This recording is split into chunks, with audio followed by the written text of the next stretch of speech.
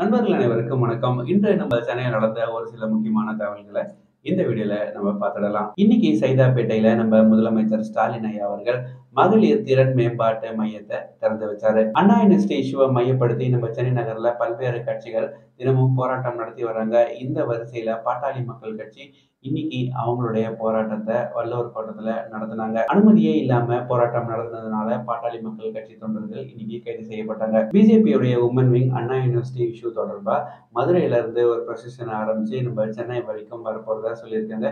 நம்ம சென்னையில வந்து ஆளுநர் ஆர்.என். ரவி அவர்களை சந்திச்சு ஒரு மனு ஒண்ண குடுக்க போறேன் அப்படின்ற மாதிரி சொல்லியிருக்காங்க. இந்த ப்ரொசஷனுக்கு காவல்துறை அனுமதி வழங்கல அப்படின்றது குறிப்பிடத்தக்கது. அண்ணா யூனிவர்சிட்டியோட இஷ்யூ ஏன் பொலிட்டிசைஸ் பண்றீங்க அப்படின்னு சொல்லி மெட்ராஸ் ஹைகோர்ட் கேட்டிருக்கு. விடுதலை சிறுத்தை கட்சி தலைவர் அண்ணன் தொல் திருமாவளவன் அவர்கள் இன்னைக்கு இந்த கேஸ்ல டீப்பரான ஒரு இன்வெஸ்டிகேஷன் வேணும் அப்படின்ற மாதிரி நம்ம சென்னையில சொல்லியிருக்காரு. சோசியல் மீடியால சர்ச்சையான ஒரு கருத்தை தெரிவித்த ஒரு காரணத்தினால நடிகரும் முன்னாள் எம்எல்ஏவுமான எஸ்.வி. சேகர் சாருக்கு இன்னைக்கு நம்ம மெட்ராஸ் ஹைகோர்ட் 1 மந்த் இம்ப்ரிசன்மென்ட் கொடுத்திருக்கு. பிஜேபியோட எம்பி தேஜஸ்வி சூர்யா நம்ம சென்னை பேஸ்ட் சிங்கர் ஒருத்தரை திருமணம் செஞ்சுக்க போறாரு. சிவஸ்ரீ அப்படின்ற சென்னை பேஸ்ட் கிளாசிக்கல் சிங்கரை இவரு கல்யாணம் பண்ணிக்க போறாரு. இவங்களுடைய திருமணம் மார்ச் இல்ல ஏப்ரல் மாதம் நடக்கலாம் அப்படின்ற மாதிரி தெரியுது. சூப்பர் ஸ்டார் ரஜினிகாந்த் அவர்களை அவருடைய போயஸ் கார்டன் இல்லத்துல பன்னீர்செல்வம் ஐயா அவர்கள் சந்திச்சாரு.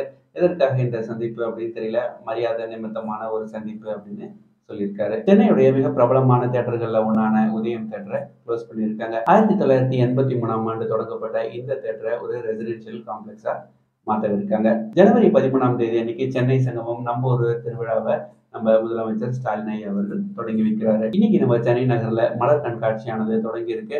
இன்னைக்கு தொடங்கிய இந்த மலர் கண்காட்சியானது ஜனவரி 18ஆம் தேதி வரைக்கும் செம்மொழி பூங்காவில் நடைபெறவிருக்கு. நம்ம சென்னை கார்பரேஷன் ப்ரொஃபஷனல் டாக்ஸை ஒரு 35% உயர்த்தி இருக்காங்க. போடி சென்னை இடையிலான ரயில் இனி நாமக்கல்லையும் நிற்கும் அப்படின்ற மாதிரி தெரியுது. சென்னை மாநகராட்சியோட திருவள்ளூர் மாவட்டத்தின் அடையாளம்பட்டு மற்றும் வானகரம் பகுதிகள் இணைக்கப்பட்டிருக்கு. அதே மாதிரி திருவள்ளூர் மாவட்டத்தில் இருக்கிற வேப்பம்பட்டு நாரவாரிக்குப்பம் நகராட்சியா மாறுது. நம்ம சென்னை மெட்ரோ ரயில்ல கடந்த 10 ஆண்டுகள்ல கிட்டத்தட்ட 35 கோடி பேர் பயணம் செஞ்சிருக்காங்க.